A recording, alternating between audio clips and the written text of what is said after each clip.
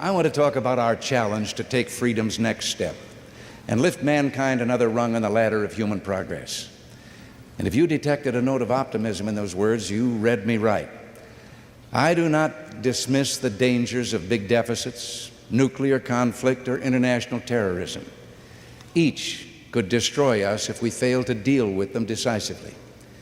But we can and will prevail if we have the faith and the courage to believe in ourselves and in our ability to perform great deeds as we have throughout our history. Let's reject the nonsense that America is doomed to decline, the world sliding toward disaster no matter what we do. Like death and taxes, the doom criers will always be with us, and they'll always be wrong about America.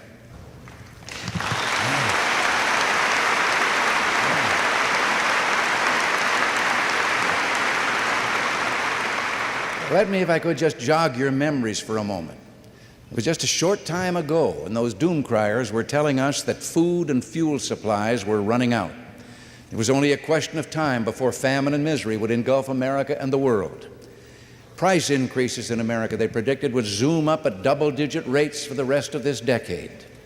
The price of crude oil would race to $100 a barrel.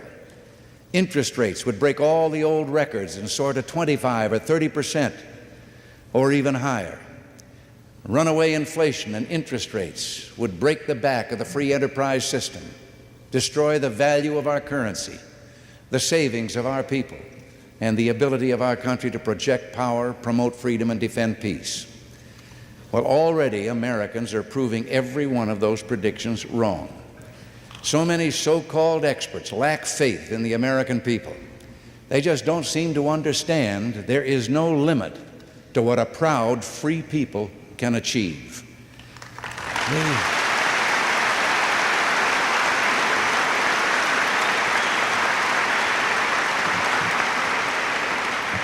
We see it here, where the first plow turned the prairie sod and the prairie became a fertile wonder of the world. I'm told that in 1820, a farm worker produced enough food products for himself and 3 other people.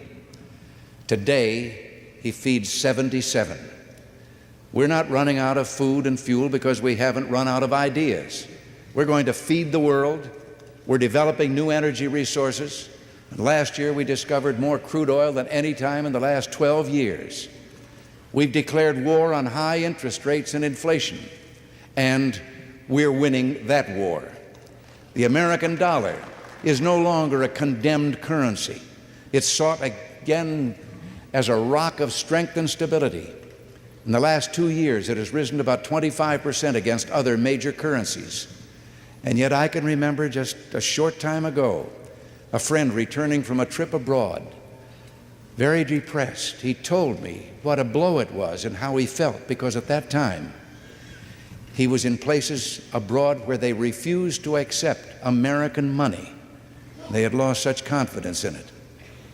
Across the world, Americans are bringing light where there was darkness, heat where there was once only cold, and medicines where there was sickness and disease, food where there was hunger, wealth where humanity was living in squalor, and peace where there was only death and bloodshed. So many delight in downgrading everything American when there is so much in our land to be proud of. We don't occupy any countries. We build no walls to keep our people in. But we provide more food assistance around the globe than all the other nations combined.